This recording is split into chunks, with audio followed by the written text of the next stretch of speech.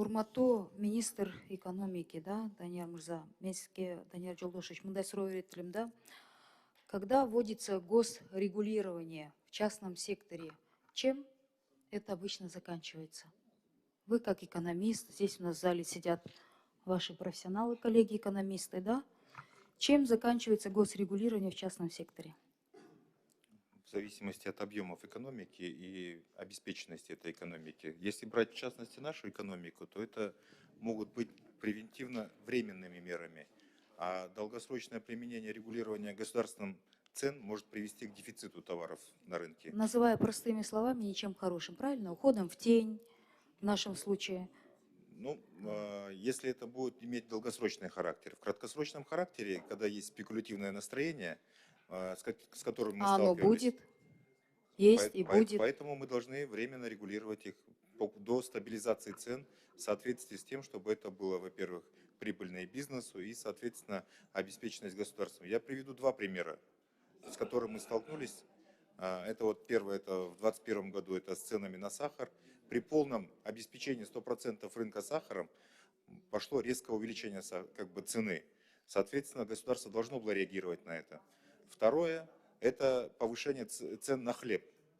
Когда казахстанская мука взлетела, те, кто производит лепешки, начали взвинчивать цены резко. При этом мы еще раз неоднократно повторяли, что в государственном материальном резерве достаточно муки для того, чтобы обеспечить стабильность цен. Несмотря на это, спекулятивные настроения пошли, потянули за собой и отечественную муку. Да? Соответственно, мы тоже вынуждены были внести госрегулирование на хлеб и мучные изделия, да? И в том числе на муку. Данияр Поэтому это Жолдошевич, краткосрочные меры, которые необходимы. тогда давайте я с другой стороны подойду. Почему люди обращаются в ломбард? Потому что у них нет возможности или нет доступа к дешевым кредитам. Потому что под залог надо ставить достаточно, ну, обеспечение залога стоит вопрос, да.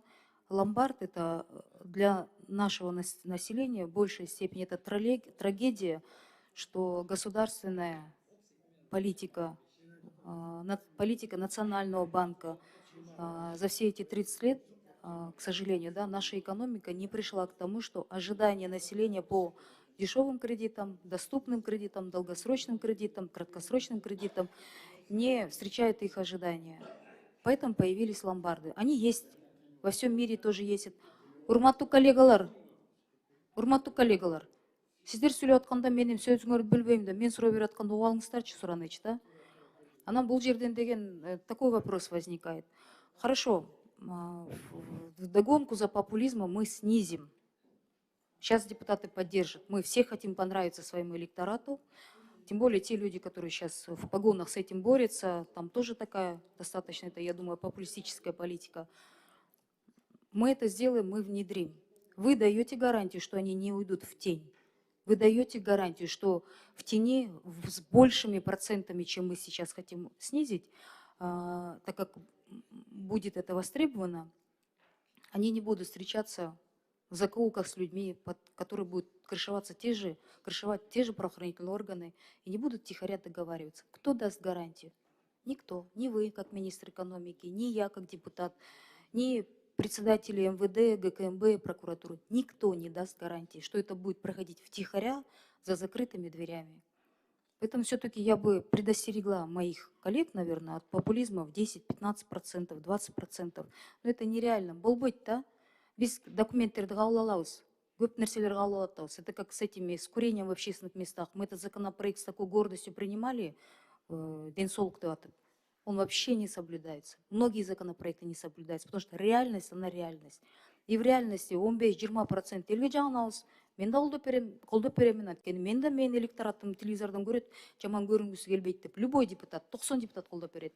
Сіздер дағы рас өз жақтан ошондой буйрук келді деп алып келіп атасыңдар, мен түшүнөм. Бирок реальность көп мыйзамдар иштебей калып атат. Анткени күнүмдүк турмушта эл бар бир муктаж болгондуктан, анткени банктарда арзан кредит жок болгондуктан, биякта улуттук банктын жетекчиси отурбай, баары бири бул көмүскөгө кетет 100%. Анан Чоро Мырза, сиз де отурасыз, вы же тоже профессиональный экономист, образованный, биякта замминистр отурат. Сиз, урматтуу министр, сиз түшүнүп атасыз да. азыр түшүргүлө деп на поводу биз макул дейбиз, өкмөт да элден корккондо макул дейт. Анан бул мындай өлгөн мыйзам болуп калат да. Анан втихаря это все будет делаться. Как мы с этим будем делать? Мы, может быть, перестанем друг другу врать? Это как, извиняюсь, конечно, на бензин пообещали снизить. Бир айга жетти, через бир ай рынок диктует. Көтөрүлдү. Туурабы? Министр экономики билесиз. Көтөрүлдү. Кана, популизм чем остался? На бумаге популизмом. Зачем так обманывать людей? Мы друг другу врем. Сейчас буну дагы түшүрүп, на коллегаларым айтып атат, давайте зафиксируем. Ребята, урматтуу коллегалар, мы не сможем это сделать. Рынок все равно будет диктовать. Они втихаря будут встречаться. Но мы сделаем это кормушку для ГКМБ, МВД и прокуратуры. Потому что они втихаря откроют под своими погонами и будут втихаря это крышевать. Все же это знают, как это происходит. Все теневое. Притоны, что ли, все исчезли? Нет. Все в тень уходит. Мы двойное дно глотаус. Поэтому мен суранат элем, да, мындай. Давайте ойлонолу, компромиссный вариант. Раз уж такое желание, политическое решение у отца, макул, кабыл алып берели. Но таптакыр дешевый популизмдин аркасынан элди мындай кыйнап салабыз да, элге ставкалар көмүскөдө еще больше көтөрүлөт, но они еще будут отмечаться правоохранительным органам. Вот в какую кабалу вы загоните свой собственный народ. Этим закончится. Этим многие вещи уже заканчиваются двойным дном. Поэтому давайте подумаем и давайте трезво посмотрим. Пожалуйста, как министр экономики, аткаруучу бийлик ошол да, это мы можем выступать, там, бегать за лайками и бегать за другими вещами. Но вы-то, вам работать, это будет вам стоить кресла в итоге, всем, кто в министерствах работает. Вам за популизмом бегать нельзя. Ошондуктан сиз трезвый предложение айтыңыз, мондан чүрө албайбыз деп, иштебейт деп, коркпой эле. А биз биякта отуруп тоже трезвый предложенияны ошол биз да сүйлөшүш керекпиз. Иштебеген мыйзамдар толтура, иштебейт. Рахмат. Рахмат, Эльвира Жакулбаевна. Улсатпа. Сізге суроо берилди. Сизге рахмат. Негизинен туура айттыңыздар. Биз берилген сунуштарга өзүбүздүн пикирибизди билдирдик. Мындай сунуштардын экономических жагынан, ну что они неприемлемы с экономической точки зрения, с расчетов. Это должны быть все-таки обоснованные ставки. Поэтому мы, прежде чем законопроект вносить, мы делали расчеты, мы встречались с ассоциациями. То есть это такой некий симбиоз, который должен быть компромиссным вариантом. Насчет, разрешите как бы просто прокомментировать действия правительства, не направлены на популизм. Те действия, которые были связаны с принятием определенных мер в рамках КСМ, они имеют место быть. Я готов вам предоставить письменно. Не на 1 месяц, они работают последние 3 года. Я готов вам разложить расчет совместно с антимонопольным комитетом, какая политика ведется по сдерживанию цен на ГСМ и как скачет мировой рынок. Ну и притоны они никогда не были легализованы у нас. Сейчас мы активно, как бы, я думаю, что и общественность видит, какая борьба идет с ними. И с точки зрения возможности ухода в тень этого сектора, я отметил, что это как бы вполне возможно, и отмечаю, я отметил, что мы со своей позиции, как правительство, внесли те цифры не ради того, чтобы поддержать этот сектор, то есть это был компромиссный вариант, потому что деньги имеют свою стоимость, любой бизнес имеет свою маржинальность, соответственно, это как бы такой некий симбиоз расчетов.